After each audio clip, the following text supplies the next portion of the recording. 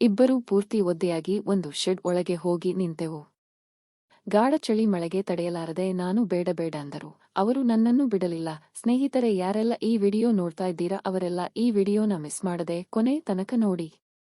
ಯಾಕಂದ್ರೆ ಅಷ್ಟೊಂದು ಚೆನ್ನಾಗಿದೆ ಈ ಕತೆ. ಹಾಗೆ ಒಂದು ಲೈಕ್ ಕೊಡಿ ಮತ್ತೆ ನಮ್ಮ ಚಾನೆಲ್ ಅನ್ನು ಸಬ್ಸ್ಕ್ರೈಬ್ ಮಾಡಿಕೊಳ್ಳಿ. ನನ್ನ ಹೆಸರು ರೂಪ. ನನಗೆ ಚಿಕ್ಕ ವಯಸ್ಸು ಇದ್ದಾಗಲೇ ನಮ್ಮ ಮನೆಯಲ್ಲಿ ನನಗೆ ಮದುವೆ ಮಾಡಿದರು. ನಮ್ಮ ಮನೆಯಲ್ಲಿ ನಮ್ಮ ಅಪ್ಪ ಅಮ್ಮ ಮತ್ತೆ ಅಣ್ಣ ಇದ್ದೆವು. ನನ್ನ ಗಂಡನ ಮನೆಯಲ್ಲಿ ನಾನು, ನನ್ನ ಗಂಡ ಮತ್ತೆ ನನ್ನ ಮಾವ ಇದ್ದರು. ಮದುವೆಯಾದ 1 ವರ್ಷಕ್ಕೆ ನನಗೆ ಒಂದು ಹೆಣ್ಣು ಮಗು ಆಯಿತು. ನನ್ನ ಗಂಡನ ಮನೆಯಲ್ಲಿ ಎಲ್ಲರೂ ನನ್ನನ್ನು ತುಂಬಾ ಚೆನ್ನಾಗಿ ನೋಡಿಕೊಳ್ಳುತ್ತಿದ್ದರು. ಹೀಗೆ ಒಂದು ದಿನ ನನ್ನ ಮಾವ ತೀರಿ ಹೋದರು. ನಂತರ ನನ್ನ ಗಂಡನಿಗೆ ವಿದೇಶದಲ್ಲಿ ಕೆಲಸ ಸಿಕ್ಕಿತು. ಹಾಗಾಗಿ ಅವರು ನನ್ನ ಮತ್ತು ನನ್ನ ಮಗಳನ್ನು ಬಿಟ್ಟು ವಿದೇಶಕ್ಕೆ ಹೋಗಲೇಬೇಕಾಯಿತು. ಅವರು ವಿದೇಶದಲ್ಲಿ ಇರೋದ್ರಿಂದ ಕೇವಲ ತಿಂಗಳಿಗೊಮ್ಮೆ ಮಾತ್ರ ಮನೆಗೆ ಬರುತ್ತಿದ್ದರು. ಅವರು ಬಂದಾಗ ನನಗೆ ತುಂಬಾ ಖುಷಿಯಾಗುತ್ತಿತ್ತು.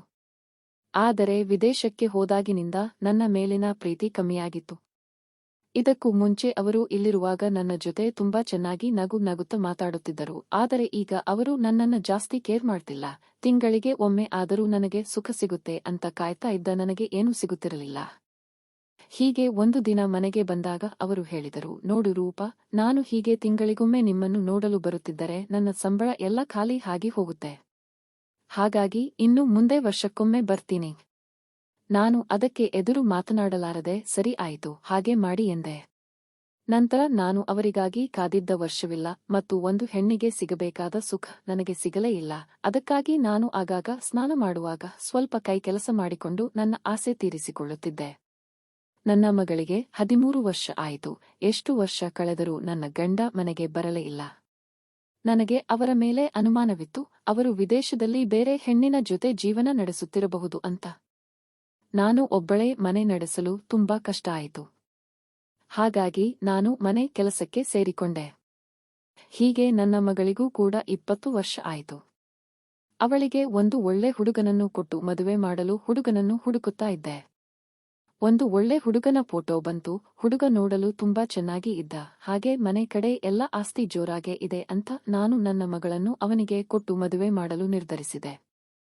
ತುಂಬಾ ಕಷ್ಟಪಟ್ಟು ಒಂದು ಚೀಟಿ ಹಾಕಿದ್ದೆ. ಅದನ್ನು ಎತ್ಕೊಂಡು ನನ್ನ ಮಗಳ ಮದುವೆ ಮಾಡಿದೆ.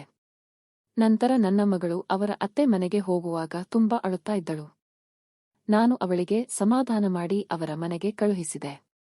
ನಂತರ ಒಂದು ದಿನ ಗುರುಗಳ ಹತ್ತಿರ ಶಾಸ್ತ್ರವನ್ನು ಕೇಳಿ ಒಂದು ಒಳ್ಳೆ ದಿನ ನೋಡಿ ನನ್ನ ಮಗಳು ಅಳಿಯನನ್ನು ಮನೆಗೆ ಕರೆದೆ.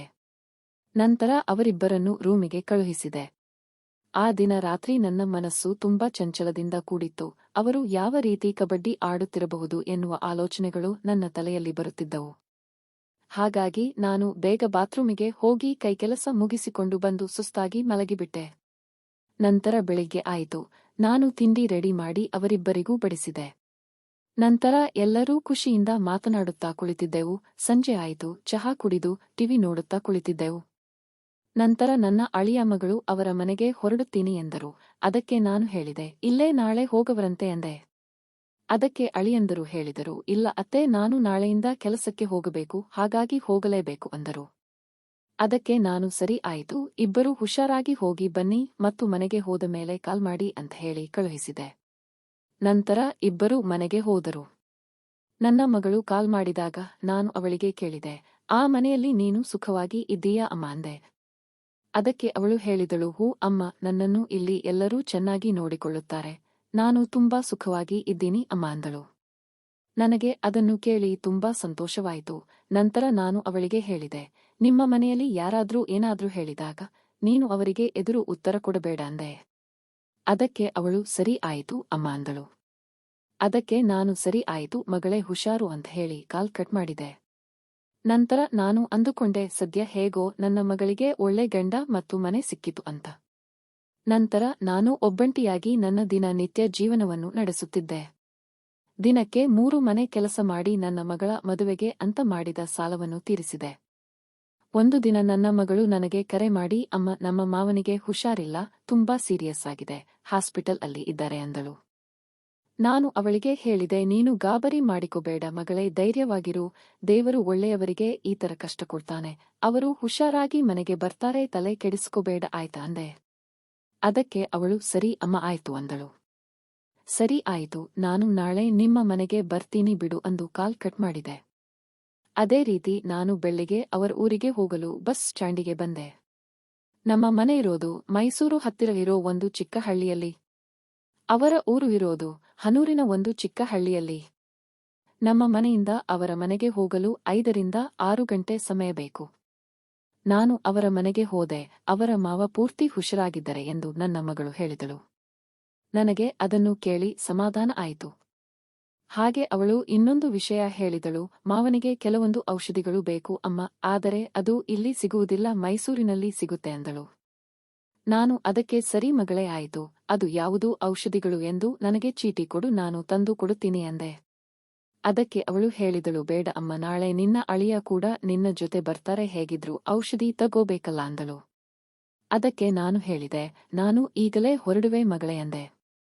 ಅದಕ್ಕೆ ಅವಳು ಹೇಳಿದಳು, ಬೇಡ, ನೀನು ಇವತ್ತು ಇಲ್ಲೇ ಇರು, ನಾಳೆ ಅವರು ನಿನ್ನ ಜೊತೆ ಬರುತ್ತಾರೆ, ಇಬ್ಬರೂ ಒಟ್ಟಿಗೆ ಹೋಗುವಾರಂತೆ ಬಿಡು ಅಂದಳು. ಅದಕ್ಕೆ ನಾನು ಸರಿ ಆಯಿತು ಮಗಳೇ ಅಂದೆ. ನಂತರ ರಾತ್ರಿ ಆಯಿತು. ನಾನು ಅವರ ಮನೆಯಲ್ಲಿ ಊಟವನ್ನು ಮುಗಿಸಿ ಮಲಗಿಕೊಂಡೆ. ನಂತರ ಬೆಳಿಗ್ಗೆ ಆಯಿತು. ನಾನು ಮತ್ತೆ ಅಳಿಯ ಇಬ್ಬರು ತಿಂಡಿ ತಿಂದು ಊರಿಗೆ ಹೋದೆವು. ಇಬ್ಬರೂ ಒಟ್ಟಿಗೆ ಮೈಸೂರು ಸಿಟಿಗೆ ಹೋಗಿ ಔಷಧಿಯನ್ನು ತೆಗೆದುಕೊಂಡೆವು. ನಂತರ ಅಳಿಯಂದರು ಹೇಳಿದರು, ನಾನು ಇನ್ನು ಊರಿಗೆ ಹೋಗುತ್ತೀನಿ ಅತ್ತೆ, ನೀವು ಮನೆಗೆ ಹೋಗಿ ಅಂದರು. ಅದಕ್ಕೆ ನಾನು ಹೇಳಿದೆ, ಅಯ್ಯೋ, ಇಷ್ಟು ದೂರ ಬಂದು ಹಾಗೆ ಹೋಗುತ್ತೀರಾ, ಮನೆಗೆ ಬನ್ನಿ, ನಾಳೆ ಹೋಗವರಂತೆ ಅಂದೆ. ಅದಕ್ಕೆ ಅವರು, ಬೇಡ ಅತ್ತೆ, ನಾನು ಈಗ ಹೊರಡುತ್ತೀನಿ, ಮುಂದಿನ ತಿಂಗಳು ಔಷಧಿ ತರೋಕೆ ಬರುತ್ತೀನಲ್ಲ, ಆಗ ಇಲ್ಲೇ ಉಳ್ಕೋತೀನಿ ಅಂದರು. ಅದಕ್ಕೆ ನಾನು ಸರಿ ಆಯಿತು ಅಳಿಯಂದಿರೆ, ನೀವು ಹುಷಾರಾಗಿ ಹೋಗಿ ಬನ್ನಿ ಅಂದೆ. ಅವರು ಸರಿ ಅಂತ ಊರಿಗೆ ಹೊರಟರು. ನಾನು ಮನೆಗೆ ಬಂದು ದಿನ ಮನೆ ಕೆಲಸಕ್ಕೆ ಹೋಗುವುದೇ ನನ್ನ ಜೀವನವಾಗಿತ್ತು. ನಾನು ಮಾಡೋ ಮನೆ ಕೆಲಸದ ಓನರ್ ಎಲ್ಲರೂ ಒಳ್ಳೆಯವರೇ ಆಗಿದ್ದರು. ಇಬ್ಬರನ್ನು ಬಿಟ್ಟು ಒಬ್ಬ ಮನೆ ಓನರ್ ಮಗನಿಗೆ 33 ವರ್ಷ ಆಗಿತ್ತು. 2 ತಿಂಗಳಿಂದ ಅವನು ನನ್ನ ಮೇಲೆ ಒಂದು ಕಣ್ಣು ಇಟ್ಟಿದ್ದ. ನಾನು ಏನು ಮಾಡಲಿ, ಮನೆ ಓನರ್ ಬಳಿ ನಾನು ಮದುವೆಗೆ ಎಂದು ಸಾಲ ಮಾಡಿದ್ದೇನೆ, ಹಾಗಾಗಿ ಇನ್ನು 3 ತಿಂಗಳುಗಳು ನಾನು ಅವರ ಮನೆಯಲ್ಲಿ ಕೆಲಸ ಮಾಡಲೇಬೇಕು. ಅವರ ಮಗ ನಾನು ಕೆಲಸ ಮಾಡುವಾಗಲೆಲ್ಲ ಬೇಕಂತಲೇ ಕೆಳಗಡೆ ಏನಾದರೂ ಚೆಲ್ಲುತ್ತಿದ್ದ. ಹೀಗಾಗಿ ಅವನಿಂದ ನನಗೆ ತುಂಬಾ ತೊಂದರೆ ಆಗುತ್ತಿತ್ತು. ನಾನು ಎಲ್ಲವನ್ನೂ ಸಹಿಸಿಕೊಂಡು ಕೆಲಸ ಮುಂದುವರೆಸುತ್ತಿದ್ದೆ. ಹೀಗೆ ಒಂದು ದಿನ ಧೈರ್ಯ ಮಾಡಿ ಅವನ ವಿಷಯವನ್ನು ಓನರ್ನ ಬಳಿ ಹೇಳಿದೆ.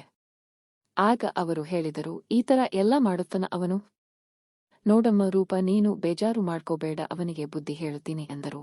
ಆಗ ನನಗೆ ಸ್ವಲ್ಪ ಸಮಾಧಾನ ಆಯಿತು. ಹೀಗೆ ಒಂದು ದಿನ ಆತನ ಮನೆಯಲ್ಲಿ ಕೆಲಸ ಮಾಡುತ್ತಿದ್ದಾಗ ನನ್ನ ಮೊಬೈಲಿಗೆ ನನ್ನ ಅಳಿಯ ಕಾಲ್ ಮಾಡುತ್ತಾರೆ. ಅವರು ಹೇಳಿದರು, ಅತ್ತೆ, ನಾನು ನಾಳೆ ಊರಿಗೆ ಬರುತ್ತೀನಿ, ಔಷಧಿ ತಗೊಂಡು ಹೋಗೋಕೆ. ನೀವು ಬಿಡುವಿನಲ್ಲಿ ಇದ್ದರೆ ಸ್ವಲ್ಪ ಸಿಟಿಗೆ ಹೋಗಿ ಔಷಧಿಯನ್ನು ತಗೊಂಡು ಇಟ್ಟಿರಿ ಅಂದರು. ಅದಕ್ಕೆ ನಾನು ಹೇಳಿದೆ, ಸರಿ ಆಯಿತು ಅಳಿಯಂದಿರೆ, ನೀವು ನಿಧಾನವಾಗಿ ಬನ್ನಿ, ನಾನು ತಂದು ಇತ್ತಿರುತ್ತೇನೆ ಅಂದೆ. ಅದಕ್ಕೆ ಅವರು ಸರಿ ಆಯಿತು ಅತ್ತೆ ಅಂದರು. ಅಷ್ಟರಲ್ಲಿ ಓನರ್ ಮಗ ಬಂದು ಸಿಟ್ಟಿನಿಂದ ನನಗೆ ಬೈಯಲು ಶುರು ಮಾಡಿದನು. ನೀವು ಏನು ಕೆಲಸ ಮಾಡೋಕೆ ಬಂದಿದ್ದೀರಾ, ಇಲ್ಲ ಫೋನ್ನಲ್ಲಿ ಮಾತಾಡೋಕೆ ಬಂದಿದ್ದೀರಾ ಅಂದನು. ನಾನು ಅವನಿಗೆ ಹೇಳಿದೆ, ನಾನು ಈಗ ಕೆಲಸ ಮಾಡಿ ಮುಗಿಸಿ ಮಾತನಾಡುತ್ತಿದ್ದೀನಿ, ನನ್ನ ಕೆಲಸ ಮುಗಿತು, ನಾನು ಇನ್ನೂ ಮನೆಗೆ ಹೋಗುತ್ತಿದ್ದೀನಿ ಅಂದೆ. ಅದಕ್ಕೆ ಅವನು, ಇನ್ನು ನಿಮ್ಮ ಕೆಲಸ ಮುಗಿದಿಲ್ಲ, ನನ್ನ ರೂಮ್ ಫುಲ್ ಗಲೀಜು ಆಗಿದೆ, ಹೋಗಿ ಅದನ್ನು ಕ್ಲೀನ್ ಮಾಡಿ ಎಂದನು. ಅದಕ್ಕೆ ನಾನು ಹೇಳಿದೆ, ಇಲ್ಲ, ನಾಳೆ ಬಂದು ಮಾಡುತ್ತೀನಿ, ಈಗ ನನಗೆ ಸ್ವಲ್ಪ ಕೆಲಸ ಇದೆ, ದಯವಿಟ್ಟು ಅರ್ಥ ಮಾಡಿಕೊಳ್ಳಿ ಎಂದೆ. ಅದಕ್ಕೆ ಅವನು ಹೇಳಿದ, ನೀವು ಬಂದಿರೋದು ಕೆಲಸ ಮಾಡೋಕೆ ತಾನೆ, ಹಾಗಾದ್ರೆ ಫಸ್ಟ್ ನಾನು ಹೇಳೋ ಕೆಲಸ ಮುಗಿಸಿ ಆಮೇಲೆ ನೀವು ಹೋಗಿ ಎಂದನು. ನಾನು ಅದಕ್ಕೆ ಇವನು ನನ್ನನ್ನು ಇವತ್ತು ರೂಮ್ ಕ್ಲೀನ್ ಮಾಡಿವರೆಗೂ ಬಿಡೋದಿಲ್ಲ ಅನ್ಸುತ್ತೆ ಅನ್ಕೊಂಡು ಸರಿ ಆಯ್ತು ಮಾಡ್ತೀನಿ ಎಂದು ಅವನ ರೂಮಿಗೆ ಹೋದೆ. ರೂಮ್ ಕ್ಲೀನ್ ಮಾಡುವಾಗ ಸಡನ್ ಆಗಿ ಅವನು ಹಿಂದಿನಿಂದ ನನ್ನನ್ನ ತಬ್ಬಿಕೊಂಡು ಬಿಟ್ಟ. ನನಗೆ ಒಂದೇ ಸಮನೆ ಮೈಯಲ್ಲಿ ಕರೆಂಟ್ ಹೊಡೆದ ಹಾಗೆ ಆಯಿತು. ನಾನು ಭಯದಿಂದ ಕೊಸರಾಡಿ ಅವನನ್ನ ಹಿಂದಕ್ಕೆ ತಳ್ಳೋಕೆ ಯತ್ನಿಸಿದೆ. ಆದರೆ ಅವನು ತುಂಬಾ ಗಟ್ಟಿಯಾಗಿ ನನ್ನನ್ನ ತಬ್ಬಿಕೊಂಡಿದ್ದ. ನನಗೆ ಏನು ಮಾಡಬೇಕು ಅಂತ ಗೊತ್ತಾಗಲಿಲ್ಲ. ಆಗ ನಾನು ಹೇಳಿದೆ, ಈಗೇನಾದ್ರೂ ನೀನು ನನ್ನ ಬಿಡ್ಲಿಲ್ಲ ಅಂದ್ರೆ ನಾನು ಜೋರಾಗಿ ಕಿರುಚುತ್ತೇನೆ ಅಂತ. ಆಗ ಅವನು ಭಯದಿಂದ ಹಿಂದೆ ಸರಿದು, ತಪ್ಪಾಯ್ತು, ಇದನ್ನ ಯಾರಿಗೂ ಹೇಳಬೇಡಿ ಅಂತ ಅಂಗಲಾಚಿದ. ನಾನು ಸರಿ ಆಯಿತು, ಇದು ನಿಂಗೆ ಲಾಸ್ಟ್ ವಾರ್ನಿಂಗ್ ಅಂತ ಹೇಳಿ ರೂಮ್ ಕ್ಲೀನ್ ಮಾಡದೆ ಬೇಗನೆ ಮನೆಗೆ ಹೋದೆ. ಮತ್ತು ಇದೇ ಗುಂಗಿನಲ್ಲಿ ಔಷಧಿಗಳನ್ನ ಮರೆತು ಬಿಟ್ಟಿದ್ದೆ. ನಂತರ ಸಮಯ ರಾತ್ರಿ 7 ಗಂಟೆ ಆಯಿತು. ನನ್ನ ಅಳಿಯ ಮನೆಗೆ ಬಂದರು. ಆಗ ನಾನು ಯೋಚಿಸಿದೆ, ಅಯ್ಯೋ ಇವರು ಔಷಧಿ ತರೋಕೆ ಹೇಳಿದ್ರು ಅಲ್ವಾ, ನಾನು ಮರೆತೇ ಬಿಟ್ಟಿನಲ್ಲ ಅನ್ಕೊಂಡೆ. ಅಳಿಯಂದಿರು ಯಾವುದೋ ಬೈಕ್ನಲ್ಲಿ ಬಂದಿದ್ರು. ಅವರು ಬಂದ ತಕ್ಷಣ ಅತ್ತೆ ಔಷಧಿ ಕೊಡಿ, ಟೈಮ್ ಆಗಿದೆ, ನಾನು ಮತ್ತೆ ಊರಿಗೆ ಹೋಗಬೇಕು ಅಂದ್ರು. ಆಗ ನಾನು ಹೇಳಿದೆ, ಅಳಿಯಂದಿರೇ ದಯವಿಟ್ಟು ನನ್ನ ಕ್ಷಮಿಸಿ, ನಾನು ಔಷಧಿ ತರೋದನ್ನ ಮರೆತು ಬಿಟ್ಟೆ ಅಂದೆ.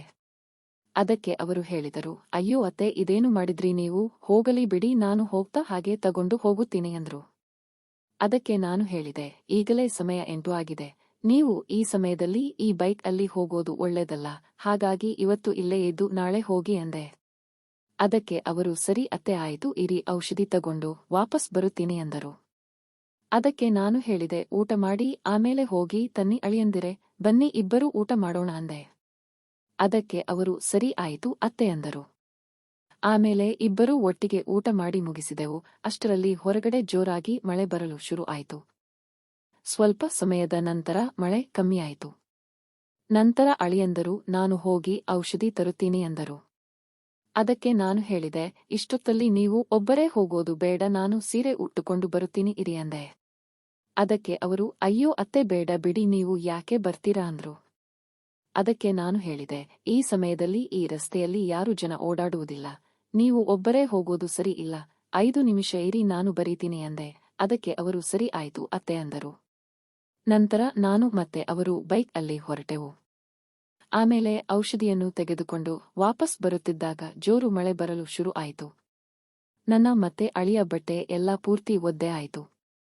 ನಂತರ ಅವರು ಬೈಕ್ ಅನ್ನು ಒಂದು ಖಾಲಿ ಶೆಡ್ ಒಳಗೆ ನಿಲ್ಲಿಸಿದರು. ನಂತರ ಇಬ್ಬರು ಮಾತನಾಡುತ್ತಾ ಇದ್ದೆವು. ಮಳೆ ಚಳಿಯಲ್ಲಿ ನಾನು ಬೇರೆ ತೇಳು ಸೀರೆ ಉಟ್ಟುಕೊಂಡು ಬಂದಿದ್ದರಿಂದ ನನಗೆ ಚಳಿ ಜಾಸ್ತಿ ಆಯಿತು. ಹೀಗೆ ಇಬ್ಬರು ನಿಂತಿರುವಾಗ ಸಡನ್ನಾಗಿ ಜೋರಾಗಿ ಗುಡುಗಿನ ಶಬ್ದ ಬಂತು. ನಾನು ಹೆದರಿದ್ದರಿಂದ ನನ್ನ ಕಾಲು ಸ್ಲಿಪ್ ಆಗಿ ಅವರ ಹತ್ತಿರ ಬಿದ್ದೆ. ಆಗ ಅವರು ನನ್ನನ್ನ ಮೇಲಕ್ಕೆ ಎಬ್ಬಿಸಿದರು. ತುಂಬಾ ಮಳೆ ಇದ್ದಿದ್ದರಿಂದ ನಾವು ಅಲ್ಲೇ ಮಾತಾಡುತ್ತಾ ಕೂತೆವು. ಮಾತಲ್ಲಿ ನಾನು ಮಕ್ಕಳ ಮಾಡುವ ಏನಾದ್ರೂ ತಯಾರಿ ನಡೆಸಿದಿರಾ ಅಂತ ಕೇಳಿಬಿಟ್ಟೆ. ಇದರಿಂದ ಅವರ ಮುಖ ಕೆಂಪಾಯಿತು. ಅವರು ಹೇಳಿದರು, ಹೌದು, ಟ್ರೈ ಮಾಡ್ತಾ ಇದೀವಿ ಅಂತ. ನನಗೆ ಮುಂದೆ ಏನು ಮಾತನಾಡಬೇಕು ಅಂತ ಗೊತ್ತಾಗಲಿಲ್ಲ, ಹಾಗಾಗಿ ಮೌನವಾಗಿದ್ದೆ. ಆಗ ಅಳಿಯಂದಿರು ಹೇಳಿದರು, ಅತ್ತೆ ನಿಮಗೆ ಇಷ್ಟು ವಯಸ್ಸಾದರೂ ನೀವು ನೋಡೋಕೆ ಯಾವ ಹುಡುಗಿರಿಗೂ ಕಮ್ಮಿ ಇಲ್ಲ ಅಂತ ನಿಮ್ಗೆ ಗೊತ್ತಾ? ಇದನ್ನ ಕೇಳಿ ತಕ್ಷಣ ನನ್ನ ಮುಖ ಕೆಂಪಗಾಯಿತು. ನಾನು ಹೇಳ್ದೆ, ಅಯ್ಯೋ ಸುಮ್ನಿರಿ ಅಳಿಯಂದಿರೆ, ಯಾಕೆ ತಮಾಷೆ ಮಾಡ್ತೀರಾ ಅಂತ. ಅದಕ್ಕವರು ಹೇಳಿದರು, ಇಲ್ಲ ಅತ್ತೆ, ನಾನು ನಿಜ ಹೇಳ್ತಿದ್ದೀನಿ. ನಂಗೇನಾದ್ರೂ ಚಾನ್ಸ್ ಸಿಕ್ರೆ ನಾನು ನಿಮ್ಮ ಮಗಳಿಗಿಂತ ನಿಮ್ಮನ್ನೇ ಆಯ್ಕೆ ಮಾಡ್ತಿದ್ದೆ ಅಂತ. ಅವರಿಂದ ಈ ರೀತಿಯ ಮಾತುಗಳನ್ನ ನಾನು ಊಹಿಸಿರಲಿಲ್ಲ. ಇದನ್ನ ಕೇಳಿದ ತಕ್ಷಣ ನನ್ನಲ್ಲಿ ಏನೇನು ಭಾವನೆಗಳು ಬರೋದಕ್ಕೆ ಶುರು ಆಯಿತು. ನನ್ನ ಎದೆ ಬಡಿತ ಜಾಸ್ತಿ ಆಯಿತು ಮತ್ತು ನನ್ನ ಮೈ ಬಿಸಿ ಆಗತೊಡಗಿತು. ಈಗ ಅಳಿಯಂದಿರು ನಂಗೆ ಬೇರೆ ರೀತಿಯಲ್ಲಿಯೇ ಕಾಣುತ್ತಿದ್ದರು. ಇಬ್ಬರು ಒಬ್ಬರ ಪಕ್ಕ ಒಬ್ಬರು ಕೂತಿದ್ದೆವು. ಅವರು ಮೆಲ್ಲನೆ ನನ್ನ ಕೈಯನ್ನ ಹಿಡಿದುಕೊಂಡರು. ನನ್ನ ಎದೆ ಬಡಿತ ಇನ್ನೂ ಜೋರಾಯಿತು. ಅಲ್ಲಿಯೇ ಇನ್ನೇನು ಕಬಡ್ಡಿ ಕೆಲಸ ಶುರುವಾಗುತ್ತೆ ಅನ್ನುವಷ್ಟರಲ್ಲಿ ಹೊರಗಡೆ ಬೇರೆ ವಾಹನಗಳ ಶಬ್ದ ಬರೋಕೆ ಶುರು ಆಯಿತು. ಆಗ ಹೊರಗಡೆ ನೋಡಿದಾಗ ಮಳೆ ನಿಂತಿತ್ತು. ಅಲ್ಲಿಂದ ನಾವಿಬ್ಬರೂ ಸೀದಾ ನಮ್ಮ ಮನೆಗೆ ಬಂದೆವು. ಬೈಕ್ನಲ್ಲಿ ಬರುವಾಗ ನಾವು ಏನನ್ನೂ ಮಾತನಾಡಲಿಲ್ಲ. ಮನೆಗೆ ಬಂದ ಮೇಲೆ ಇಬ್ಬರು ಮಳೆಯಿಂದ ತುಂಬಾ ಒದ್ದೆ ಆಗಿದ್ದೆವು. ನಾನು ಹೇಳಿದೆ, ಅಳಿಯಂದಿರೇ ನೀವು ಮೊದಲು ಬಟ್ಟೆ ಚೇಂಜ್ ಮಾಡಿ ಅಂತ. ಅವರು ಸರಿ ಅಂತ ಬಾತ್ರೂಮಿಗೆ ಹೋದರು ಮತ್ತು ನಾನು ರೂಮಿಗೆ ಹೋಗಿ ಬಟ್ಟೆ ಚೇಂಜ್ ಮಾಡಿ ನೈಟಿ ಹಾಕಿಕೊಂಡೆ. ಆಮೇಲೆ ಅವರು ನನ್ನನ್ನ ಕೂಗಿದರು. ನಾನು ಏನು ಅಂತ ಕೇಳಿದಾಗ ಅವರು ಹೇಳಿದರು, ನನ್ನ ಹತ್ತಿರ ಬೇರೆ ಬಟ್ಟೆ ಇಲ್ಲ ಅಂತ. ಅದಕ್ಕೆ ನಾನು ಪರವಾಗಿಲ್ಲ ಅಳಿಯಂದ್ರೆ, ನೀವು ಚಡ್ಡಿಯಲ್ಲಿ ಬಂದು ರೂಮಿಗೆ ಹೋಗಿ ಮಲಗಿಕೊಳ್ಳಿ, ನಾನು ನನ್ನ ರೂಮಿಗೆ ಹೋಗುತ್ತೇನೆ ಅಂತ ಹೇಳಿದೆ. ನಾನು ರೂಮಿಗೆ ಹೋದ ಮೇಲೆ ಅವರು ತಮ್ಮ ರೂಮಿಗೆ ಚಡ್ಡಿಯಲ್ಲಿ ಹೋದರು. ಸುಸ್ತಾಗಿದ್ದರಿಂದ ನಾನು ಮಲಗೋಣ ಅಂತ ಮಲಗೋಕೆ ಟ್ರೈ ಮಾಡಿದೆ, ಆದರೆ ನನ್ನ ಮನಸ್ಸಿನಲ್ಲಿ ಏನೇನೋ ಭಾವನೆಗಳು ಬರುತ್ತಿದ್ದವು. ಅಷ್ಟರಲ್ಲಿ ಅಳಿಯಂದಿರು ನನ್ನ ರೂಮಿಗೆ ಬಂದು ಮೆಲ್ಲನೆ ಡೋರ್ ಓಪನ್ ಮಾಡಿದ್ರು. ನಾನು ತಕ್ಷಣ ಕಣ್ಣು ಮುಚ್ಚಿಕೊಂಡು ಮಲಗಿರೋ ತರ ನಾಟಕ ಮಾಡಿದೆ. ಅವರು ಶಬ್ದ ಮಾಡದೆ ಮೆಲ್ಲನೆ ನನ್ನ ಬಳಿ ಬಂದು ನನ್ನ ಪಕ್ಕಕ್ಕೆ ಮಲಗಿದರು. ಅಬ್ಬಾ, ನನ್ನ ಎದೆ ಬಡಿತ ಜಾಸ್ತಿ ಆಯಿತು. ಯಾಕಂದ್ರೆ ಕಥೆಯಲ್ಲಿ ನಿಜವಾದ ಮಜಾ ಶುರುವಾಗೋದು ಇಲ್ಲಿಂದಾನೆ. ಆಮೇಲೆ ಏನಾಯ್ತು ಅಂತ ಮುಂದಿನ ಭಾಗದಲ್ಲಿ ಹೇಳ್ತೀನಿ. ಸೊ ನನ್ನ ಚಾನೆಲ್ ಸಬ್ಸ್ಕ್ರೈಬ್ ಮಾಡಿ ಮತ್ತು ಮುಂದಿನ ಭಾಗಕ್ಕಾಗಿ ವೇಟ್ ಮಾಡಿ.